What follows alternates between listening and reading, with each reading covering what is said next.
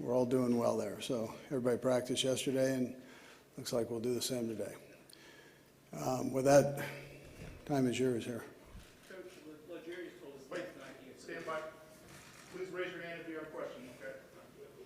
Coach, Legarius told us last night he had cleared the concussion protocol. How is he feeling at this point, and how important is it to have him back in the secondary? Yeah, it's great to have him back. He did get out of the protocol there and pass it, and is doing well. So he'll be back at working. Andy, we all remember the last time you were in the Super Bowl.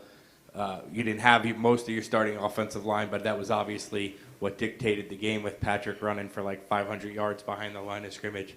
Can you just revisit that offseason, how you rebuilt it to these 4 new starters that you have, and how important that rebuilding of the offensive line has been to you getting here now? Yeah, so the offensive line has done a nice job. We actually have a couple of the guys still remaining from that team, and then we've added a few in.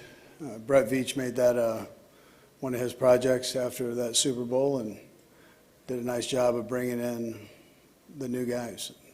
They fit in well and done well. Coach Reid, obviously it's been a long time since you've been back in Arizona. I know you were offensive line coach up at NAU. How has Arizona changed since you've been here, and how does it feel to be back in the Super Bowl here? Yeah, so I stop by periodically because my wife's family is from here. And so we drop in every now and again, and the valley has grown.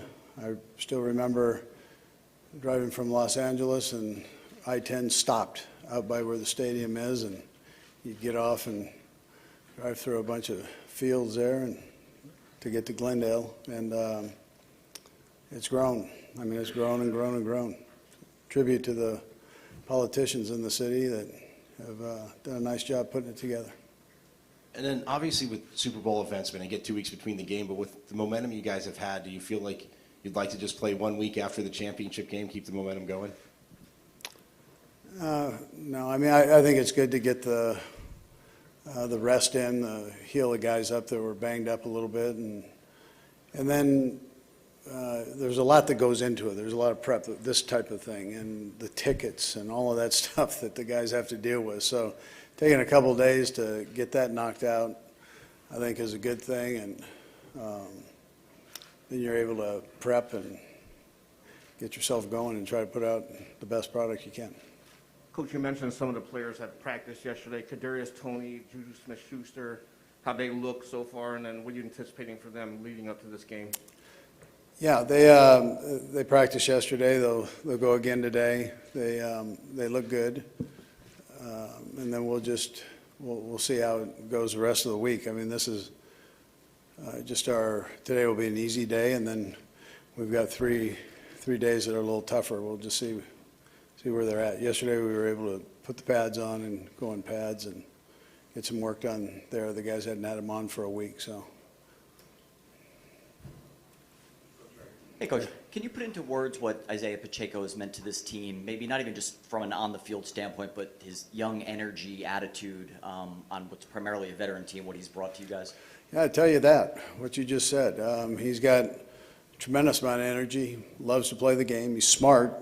We asked the running backs to do quite a bit in the run game and the pass game and protections. So he has handled all that, done it well.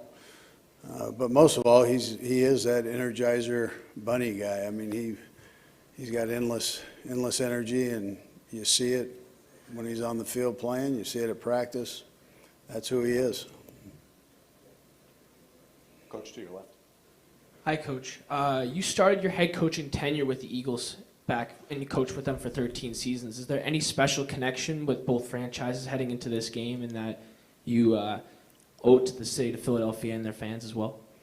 Yeah, listen, I had 14 great years there. I loved every minute of it. It's a great organization. I still am close with the people there. It was great to see the kids that we had drafted that are now these veteran players, all pro players, and on that team. Had a chance to give them a hug last night, and now we go our separate ways and we get ready to play. So it's but I'm proud of them for what they've done. Proud of Howie Roseman for what he's done. He's done a great job of retooling that team a couple different times, and that's not an easy thing to do. And he probably doesn't get enough credit for that. Coach, right over here. Hey, Andy, Right, Em? with regarding Clyde, you expecting him to be up Sunday? And if so, what are your expectations for him if he does have to play? Yeah, we'll practice him this week and just see where we're at. Jones has done a good job for us too, so we'll just see how that all works out. But it's good to have him back for sure. Coach, with Mahomes, I know he battled through the high ankle in the AFC title, looked pretty good, pulled up the one time. What has the training staff meant for his recovery, and how close is he to 100% now? Yeah, so I wouldn't tell you he's 100%, but the training staff works with him endlessly. I guess it'd be a tribute to both of them for Pat coming back for more and for those guys cranking on him. So Julie spent most of the time with him, rehabbing him, and we've got all the latest, greatest stuff to use technology-wise. So he's used it all and has been able to make these jumps here where he can actually function and play in a game, which is pretty remarkable. Andy, back over here. Back to your Eagles connection. Can you appreciate the irony that it's the Eagles that are standing in the way of this team getting another Super Bowl win? Yeah, I mean, I guess initially you feel that or sense that or see it. You're living it. I think it's a great thing for the Eagles. I think it's great for the Chiefs to be in this position. Once you get through all that, now it's the teams playing each other, and it doesn't really matter the uniform. Once the game gets going, it's football. Who's got the better team, better players, better coaches, and who gets a break here or there. All those things that normally happen in a football game takes place. So you kind of blank all the other stuff out. Not too worried about that. You don't let it get in the way of your preparation.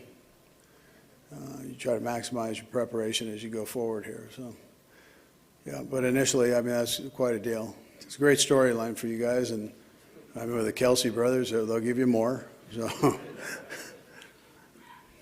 Coach Spag shared with us that he journals and has kept notes of the things that he's experienced through these Super Bowls, and he's been reflecting more on almost the mistakes he's made, the things that he did wrong during a Super Bowl week. For you, is there any one thing that you perhaps did wrong in the years past that maybe you want to do different, whether that means you individually or as a team?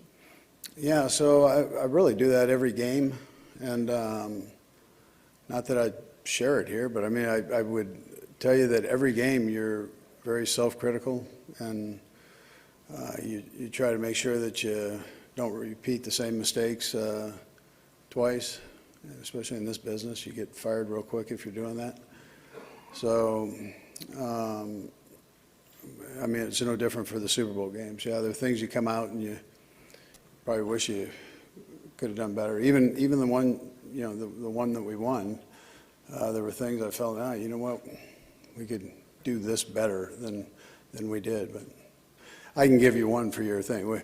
We can't have as many penalties as we did the last one. So, that's for sure. Andy, you've relied heavily this year on rookie DBs. You have, of course, Cook as a safety, also the three corners who have played more and more as the year's gone on. What have you seen in their progression that's allowed them to be as competent as they've been and as quickly as they've been? Yeah, well, they're willing guys to try things. It's one thing when you have a player that you're coaching and he tries it in practice, but he's not willing to try it in a game.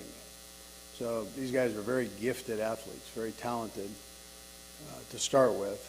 And then what you're just trying to do as a coach is give them one more thing to make them greater than what they are, or potentially greater than what they are with the young guys. So these kids have been willing to listen to David and Donald and what they're teaching, Spags, and learning his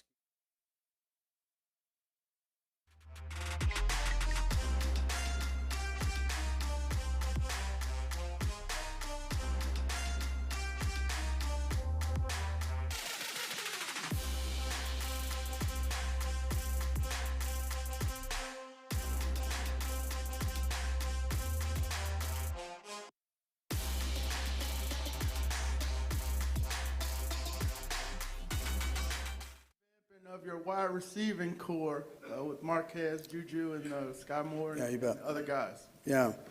So listen, nobody's happier for Tyreek than I am. I mean, he made a lot of money and he gained a lot of yards. I mean, he had a great year. So, Pro Bowl player, All-Pro player. But on the other hand, I'm proud of our guys for the job that they've done. We had a lot of new faces in there, with the exception of McCole. Most of the guys were new guys, and I thought they stepped up. I was really proud of the way Pat and Kelce brought the guys into the mix and welcomed them in, and then worked with them and helped teach them. And so and listen, Pat Mahomes is a pretty good quarterback, so we didn't lose Pat Mahomes. That was a good thing. He makes those guys look good in a lot of ways, and they help make him look good too. So it's a good relationship. Andy, what made Juju Smith-Schuster an attractive option for you guys, and what has he brought specifically to the Chiefs? Yeah, so I love Juju. Great personality. So that we like that addition that way. But he also complements Kelce. He has that ability to feel in space openings, and Patrick trusts that. He's sure-handed.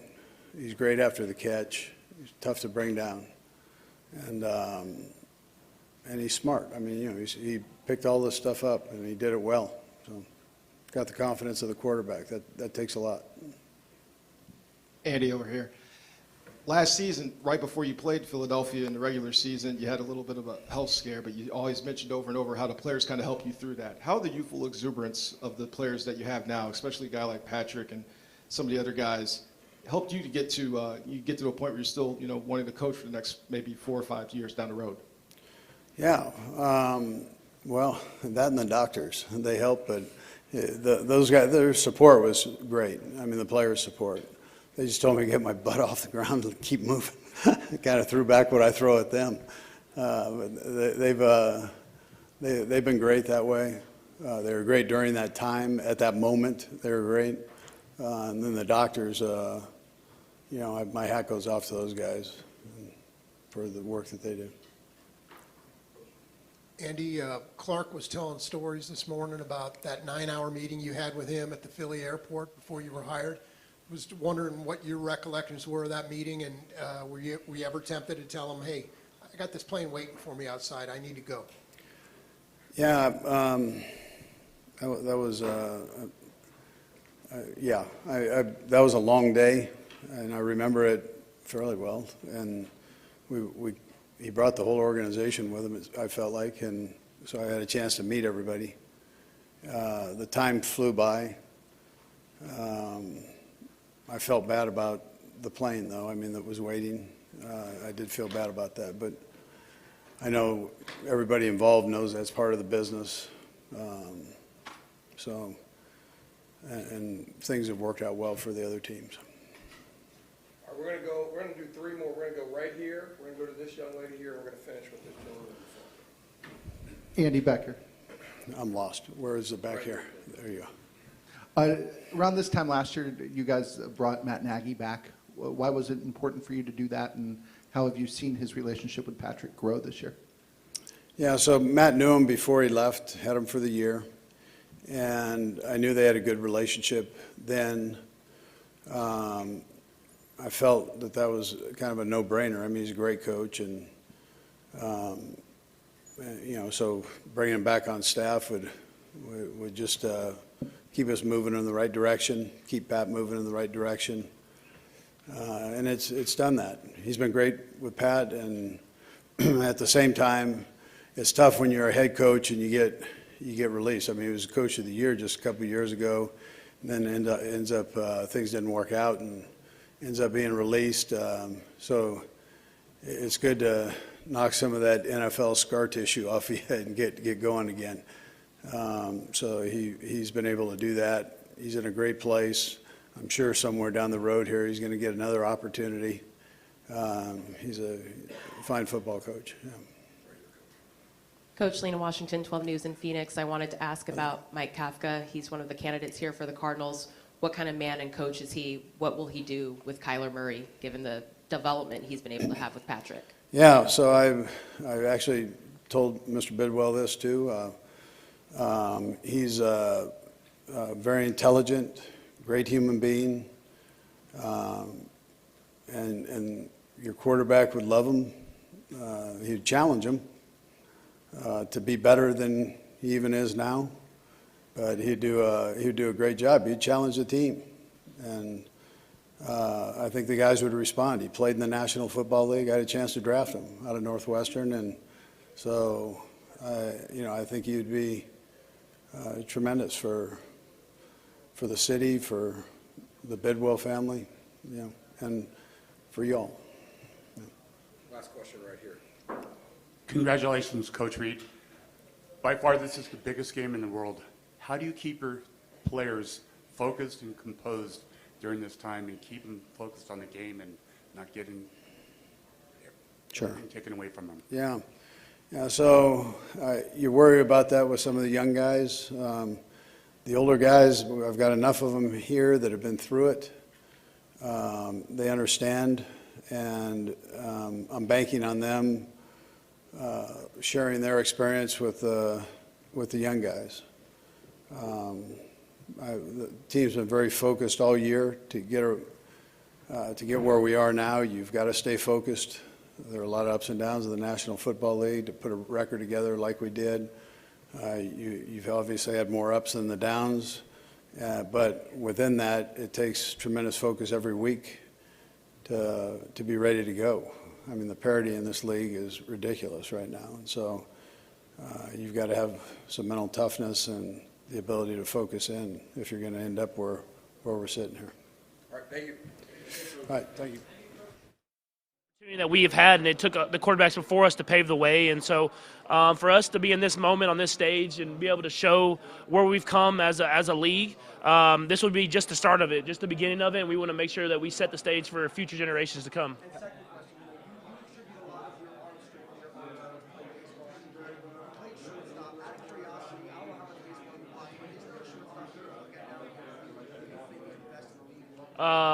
The best in the league, that's a hard one, but I think Bobby Witt Jr. is coming for that crown at some point.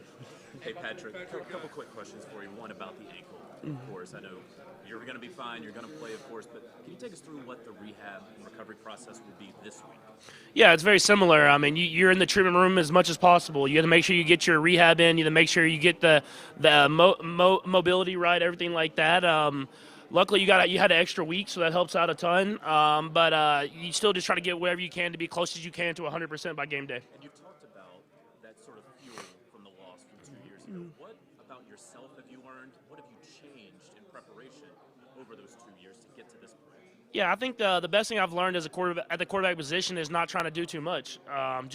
Just whenever stuff's not going your way, like the last game, the Bengals game, where I had that dumb fumble in the fourth quarter, just not letting those mistakes compound each other and just getting back to the game plan and whatever I can do to have a positive play and trusting in my teammates. That's something that I've learned over these last few years is you can't do it all by yourself. It takes your teammates and the team around you. What do you think about your legacy? How do you compartmentalize not worrying about legacy and going out and winning this game?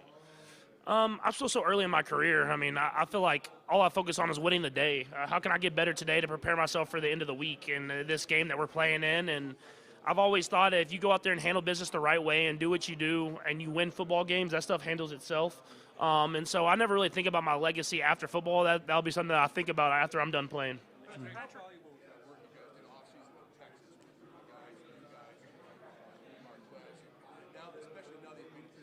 Yeah, I mean, obviously it was valuable of those guys getting up to speed fast and them having the ability to step right in and have success. But I think more than that, it was about building those relationships. That when times got tough, you have this built relationship with these guys that you lean on. And so when everything's not perfect and everything's not going our way, we have a brotherhood and something that we can lean on to help us get through those times. Speaking of brotherhood, Travis Kelce said that you guys were brothers last night, he and Jason. Are you close to Jason at all? Is there a relationship between you two guys? Yeah, I've got to hang out with Jason multiple times now, just because, like you said, me and Travis are like brothers, and I feel like his family is like one of my second families. And so I'm always, after every game, it's either he's at my house or I'm at his house, and we bring both friend groups together. And I remember my wedding and like the bachelor party and then my wedding day, to see Travis like with my friends, you would have thought they grew up together. That's just, it goes both ways. I mean, like we've kind of joined each other's friend groups and kind of become brothers throughout our relationship on the football field. I mean, he's a special player, and obviously, I think people always saw his running ability, but the way he's able to develop as a passer, he can execute and take advantage of whatever's on the football field. And whenever you work that hard and you leave everything on the field every single time, the guys follow you. And I think that's the most special thing that not everybody has, is the ability to have people that are older than you that have put in the work as well follow you on that football field to whatever means necessary. And so he has a special ability to have guys that will follow him, and that's why he's in the position that he's in today.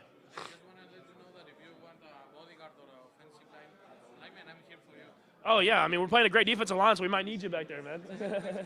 What's up next? Go. Patrick, how does your family play a role on the field for you when you play? Yeah, I mean, I've been lucky enough to have a great support system around me my entire life. And obviously my family is the biggest part of that, and the way they supported me and following my dreams, and not just being a baseball player, not just being a basketball player, but to follow your dreams, whatever that is. And so them telling me to be the best me that I can be no matter what it is, that's helped me be in the position I'm in today. Yeah, I mean, I think my faith plays a role because I have no added pressure of trying to win, and that's all that my life means. I know that I'm in this position for a bigger picture at the end of the day, and so obviously I want to win and I want to go out there and have success on the football field. But I know that I have something I can always lean on, and a reason that I'm standing on that football field. Pat, you've been here 3 times in 6 years. When you see Tom Brady's going away after so many years at his age, do you see yourself playing at that age in these same stage, like 19 years or 18 years from now? Yeah, I mean, it seems far away for sure, but you want to play as long as possible. What Tom has done, I don't know if that'll be matched. The way that he's able to play to 45, and I mean, he's retiring, but I mean, he still had a very high level season that he played. He's just choosing to retire, and so the way he's able to take care of his body and prepare himself is unmatched. And so I just try to learn from guys like that and prolong my career as long as possible. And God willing, I stay healthy and I'm able to play until I'm ready to retire. And I can say I retired and my body didn't quit on me. Patrick, when speaking of Tom, he gave you some advice. Can you share what that advice was? I'm not going to share exactly what the advice was, but I mean, he always gives me the best advice because he's been here, man. He's been in every situation that you could be in the NFL, and he said obviously a lot of positives, but he said to deal with some failures as well. And so to be able to learn from the greatest of all time at the quarterback position, I'm going to take that advice every single time. Did you know that Peyton Manning offered Jalen Hurts some advice? I didn't know that, man. I'm friends with Peyton as well, so I need to make sure that he gives me some advice as well.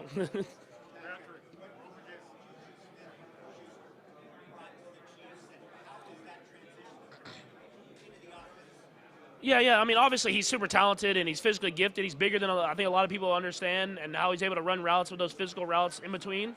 But I think what the biggest thing is the joy that he brings in the building every single day, and the work ethic. I mean, he is a guy that works his tail off when he's in the building, and he's kind of become one of those leaders in the receiving room. And it's cool to see because we had, I mean, other than McCole, we had all brand new receivers in that receiving room, and those guys have grown together and built a brotherhood that now they don't care who gets the catches, and you see that on the football field every week. It's a different guy that seems like they have a big game. Hey, Patrick, you've spoken obviously about standing on the shoulders of those who came before you as a black quarterback. When you were recruited coming out of high school, did you have any sense that you were being pigeonholed? I guess Texas recruited you as a defensive back. I don't know if it was for that reason, but did you have any sense of that? Yeah, I mean, I don't know if it was necessarily pigeonholed because of the race, but I mean, I just definitely I didn't have the normal quarterback background, or I played a lot of different sports.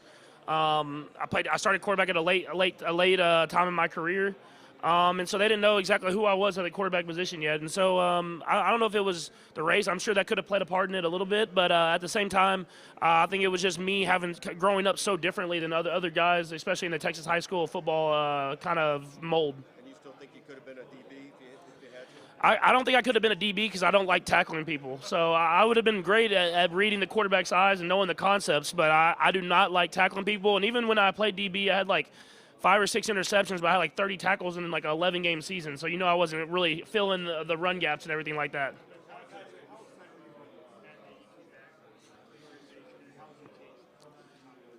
Yeah, no, I mean, I was extremely excited because I built such a great relationship with Nags that first year.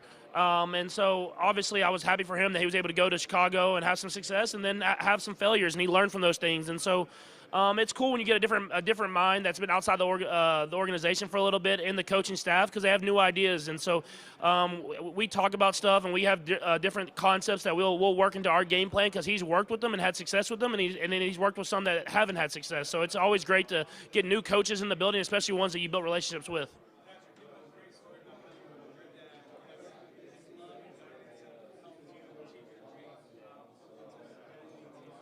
Yeah, my dad's. He means the world to me, man. I mean, he set an example for me of how you have to go through this business. I mean, he dealt with a lot of positives, and he was in the MLB at an early age, but he also battled in the minor leagues for a long time, and he just kept following his dream, and he was able to make it to a World Series, and he played for I think like 15 to 20 years of just baseball in general, and it showed me that no matter if you're not having success at that moment, if you continue to follow your dreams, you'll make it, and that's something that meant a lot to me growing up.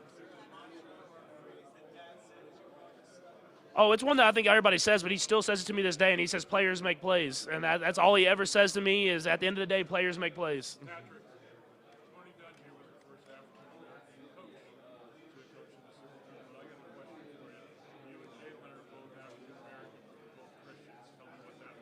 Yeah, I think you see that we're very aware, and we have no added pressure because we know who we are and what we're playing for. And so it's obviously we want to win, we want to have success.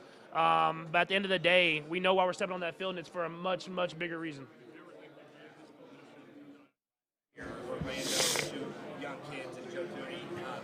How frustrating was it walking off the field last time after not being able to protect Patrick in that game against the Bucs? And what is the new offensive line? There was a lot that happened that game outside of the injuries that we had at offensive line. Obviously, everyone likes to point at that offensive line because of how beat up it was, but there was a lot of things that we didn't win that game because of, and that was one of them. And hopefully this game I start fast and I put our team in a position to have a chance to win this thing. But how much have those new offensive linemen meant, like Orlando?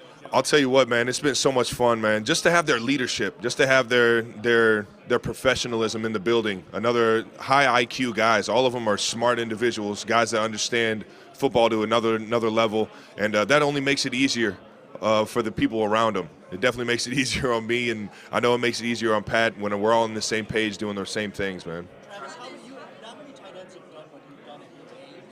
How have you kind of beat the aging curve?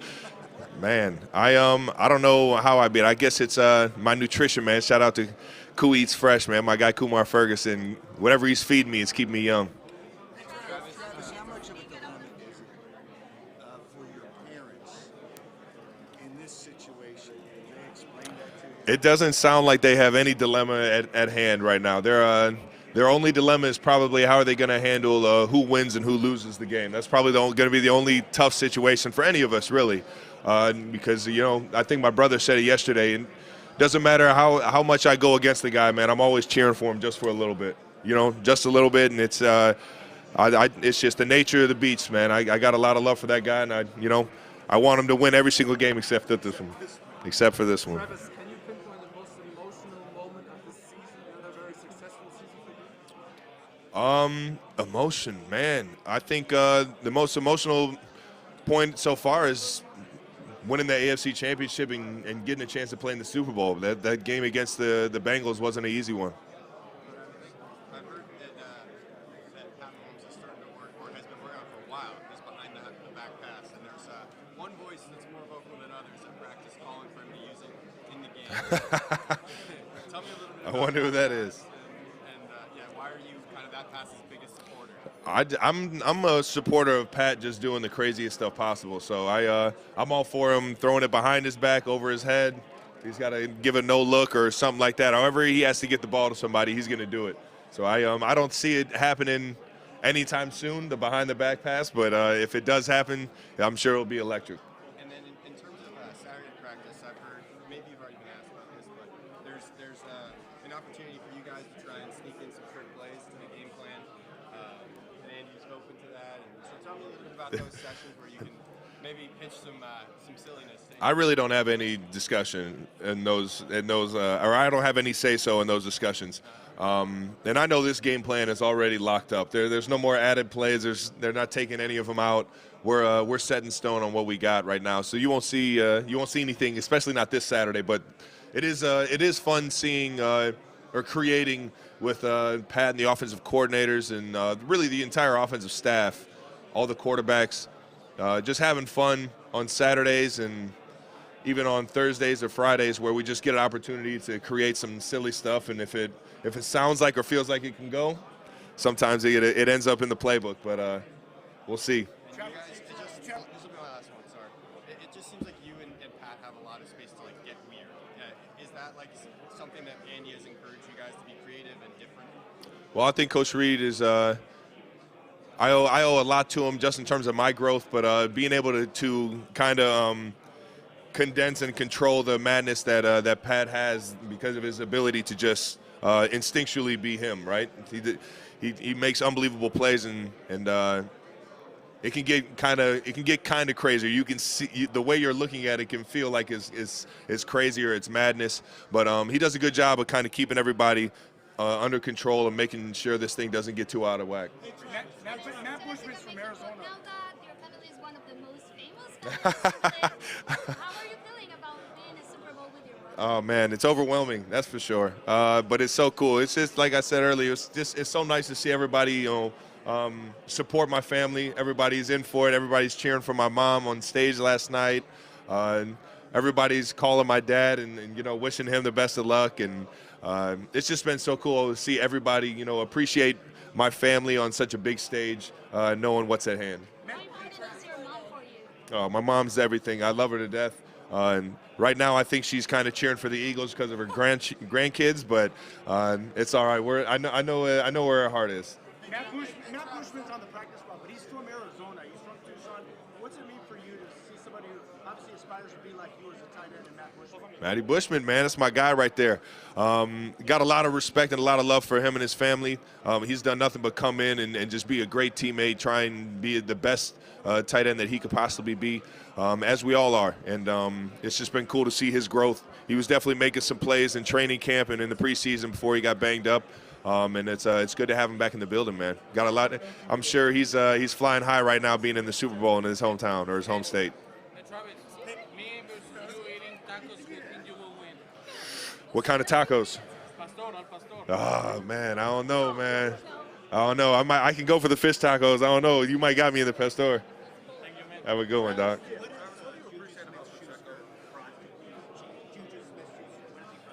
A professionalism, man. A guy that just, when he's here in the building, he's a fun guy to be around, and just a guy that's here to work. And there were times in training camp where he challenged the entire offensive line, being a new face, being kind of the leader of that wide receiver group. To, hey man, I know we're dog tired, and coach is giving us a break here, but why don't we push through some of these extra reps that we could be getting? And that kind of stuff goes a long way. It shows guys your dedication or your devotion and how hard you want this.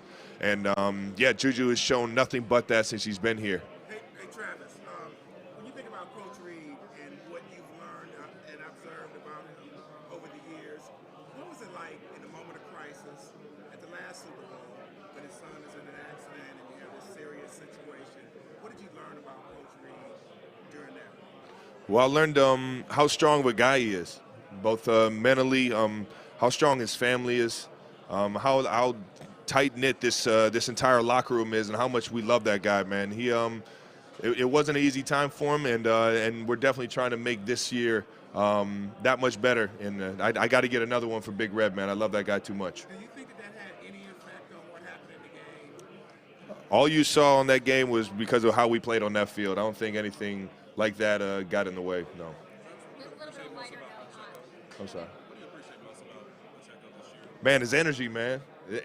Pops is one of the best rookies that I've seen come in terms of his mentality, how he's attacked every single rep, and how good of a teammate he is. I heard him yesterday talking about how it doesn't matter, if he had to take a back seat to somebody else's success or be the guy that was, that was coming in instead of the guy that was starting. However he's got to get it done, he's willing to be that teammate and be the best version of him for us. And that's the best mentality you can have, especially at running back in the situation that we have in the Chiefs running back room for sure.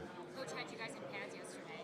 Super Bowl week, we in pads. You guys haven't done that in years past. What do you think of that? I loved it. It was good to throw the pads on, get back in the routine of things, and come off the ball, hit somebody, and you always want to stay in that mode of keeping the physicality up and making sure you don't lose that. And I think Coach Reid does it better than anybody on how to gauge that throughout the year. Is there anything you've learned from your experience in terms of what not to do during Super Bowl week with all the distractions and things? Is there anything that you did in the past that you're like, I'm definitely going to avoid stepping into that, talking to this person? Is there any of that in your life? I feel like the biggest thing is just take naps. You got to find a way to get rest, both mentally, physically. And I find my little cat naps, little 45 to hour naps throughout the day help me kind of recharge and stay focused on the task at hand. How many you taking a day? I've already taken one today, and it's not even noon, so.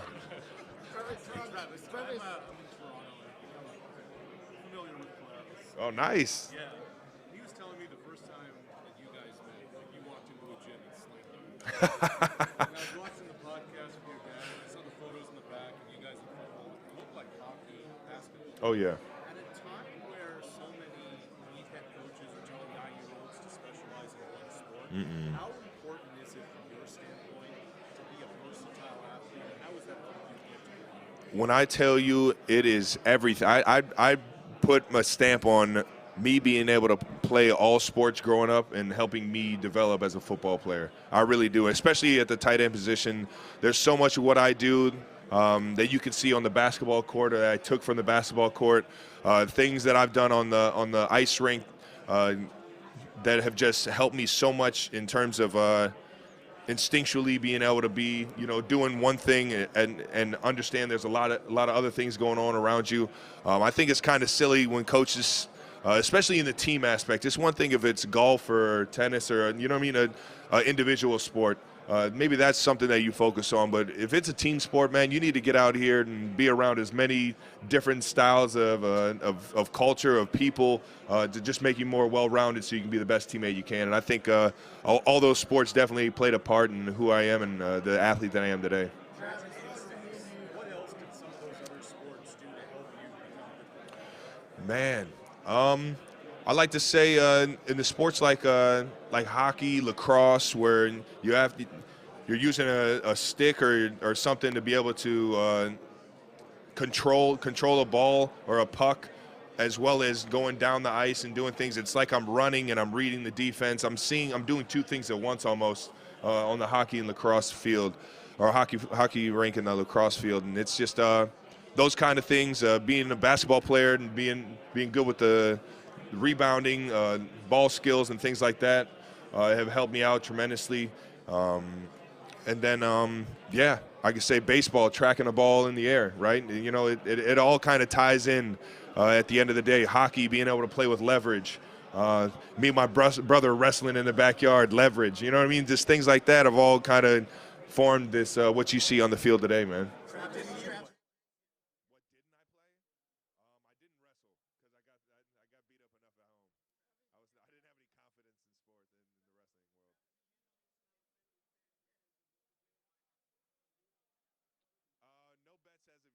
I'm gonna try to have no restrictions. Even the AFC Championship game, I was trying to test it and practice on it and do those different type of stuff.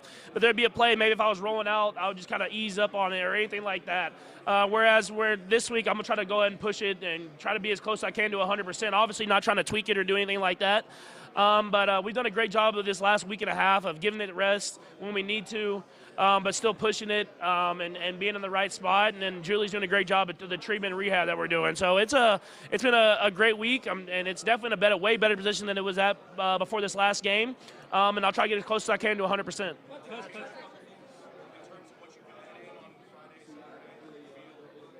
I don't know if we'll add in anything different. We have stuff in that we kind of have marked that we're saying like, hey, we'll see how it feels when we get there Friday and Saturday. But we've ran it at a slower pace, and so we'll get a better feel for that on Friday and Saturday. And if I'm able to do it, we'll leave it in the game plan. And if I'm not, we got enough plays in that we'll be okay.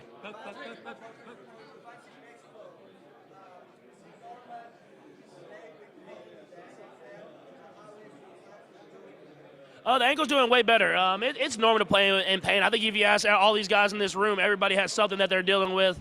And so that's just a part of a football season, man. It's a long season. It's a lot of hits that you have to take at this position, at all positions, and you're always going to be dealing with something. So I just try to battle it out with my teammates at the end of the day and find a way to get a win.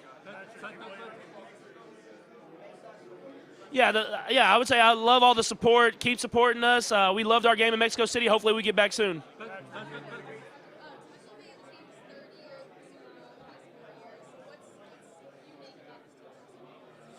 Yeah, I think it's the culture that we've built. It's a third Super Bowl that we've been in 4 years, but I think it's only 12 of us that won the Super Bowl that first year. So it's a culture that we've built in this building that everybody kind of passes on. And so even when new guys get in the building, we still have that same mindset of how we do things every single day. And it's special, man. When I look back on it, I think I'll appreciate it even more because how special it's been to be with some of these key guys and be in all these games.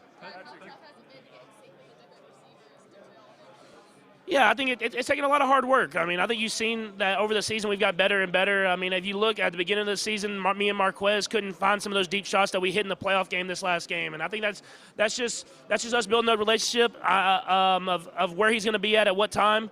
And I think it'll continue to get better and better, and hopefully we get a lot of these guys back next year as well because we've kind of built these great relationships. You said last week that you grew as a leader this year. Mm-hmm. In what way specifically? More vocal? Yeah, I had to become more vocal. I think I had to set an even higher standard when I came through the locker room. I had to make sure I was doing things the right way. And then when you're at practice and you can feel stuff kind of slipping or not being great, it's just kind of taking command and making sure everything's getting done the right way. And I think that's something that I've learned over my years, and I've just taken a little bit more command this last year.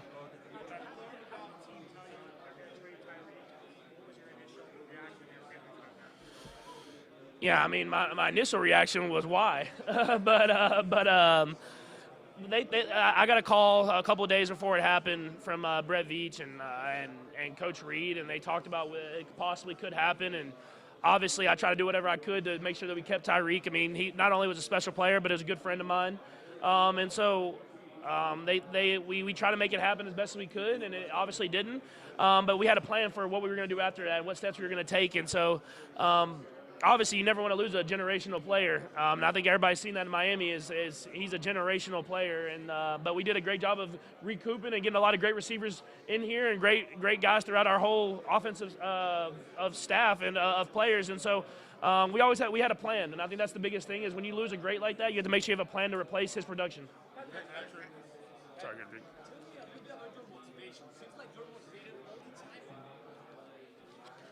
Yeah, no, I'm always motivated, and it's not about motivation of I have to find. It's about just trying to do what I can to win with my teammates. Like we put in so much hard work that when I look back at the end of my career, I don't want to say I have any regrets. I don't want to say that having all the Travis Kelce and all these special receivers, Juju and Marquez around me, that I didn't leave everything I had on the football field.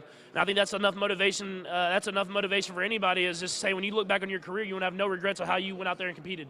Talking about motivation, tools have you been able to perfect? Yeah, I mean, now that I have my kiddos, man, I have the baby boy and the baby girl, it just gives me a new perspective on life and a new appreciation. I mean, it's been a special run, and Brittany's done a great job of helping me still focus on football, but be able to be home. But when you get home and you have to play, I mean, it gives you another appreciation because you don't want to ever forget those moments. When the time comes and your kids ask you how you did it, what would be your answer? Say how I did it? I would just say for love of the game. I think that for love of the game and the guys I have around me, when I look at it at the end of the day, I think the relationships that I built are what motivate me every single day. And that's what I try to just always fall back on is that when times are tough, do whatever you can for the guys that you love around you. And what's the difference between this Patrick Mahomes and the ones that were before on the last Super Bowl?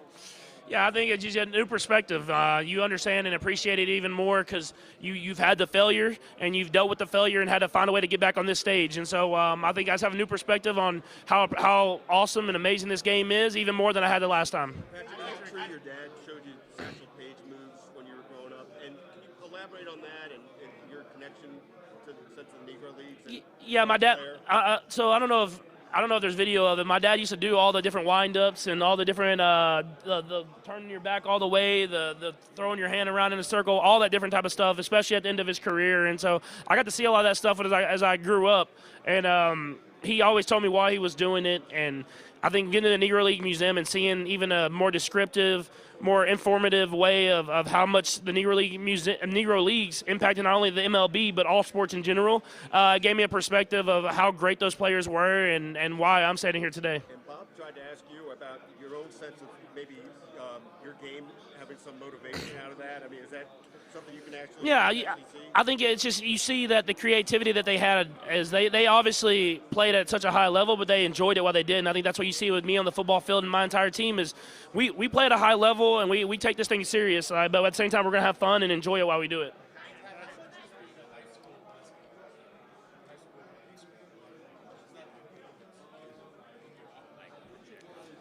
Yeah, I think it just taught me how to compete. It taught me how to have success in different ways. Obviously, you can see all the different stuff, the no looks and all the sidearms, everything like that. But at the end of the day, when you play multiple sports and you go out there, is you learn how to win. You learn how to compete. You learn how when times get tough, you have to have success in different ways. And I think that's what you see with me on the football field.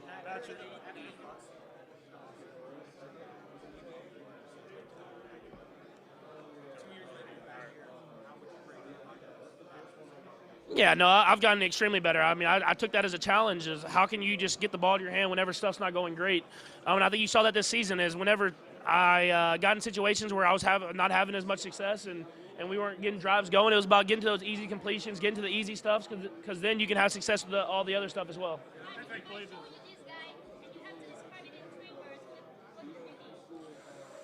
I would say fast. I would say strong and handsome.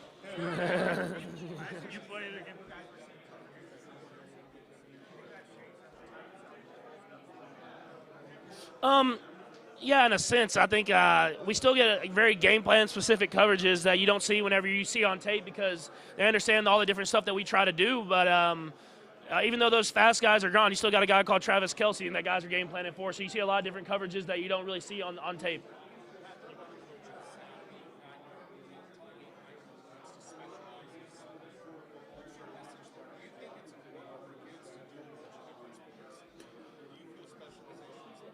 I think it's important for kids to do whatever they want to do, whatever their dreams are. If they want to play other sports and they want to play and enjoy those times with their friends, then they should do that. If they want to focus on one sport and see how good they can become at that sport at a young age, then they should do that. I think it's not a coach's decision on what a kid should or shouldn't do. It's about what the kid wants to do, and if they want to follow their dreams and then that takes them to other sports, I think that at the end of the day they'll come back to whatever they think is the best for them, and then they can try to follow their dreams that way as well.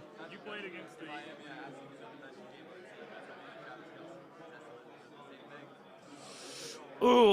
the best shoe game.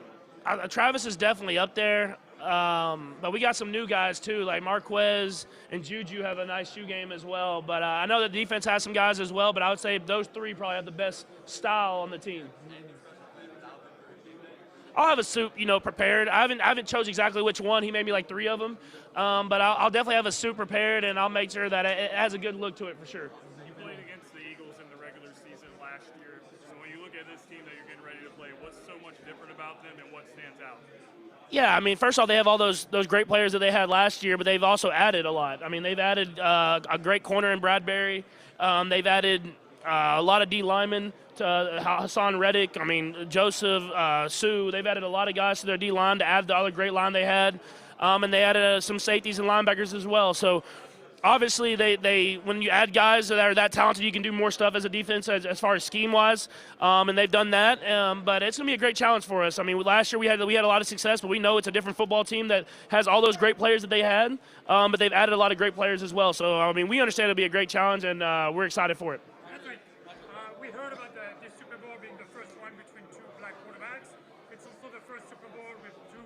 quarterbacks coming from the Big 12.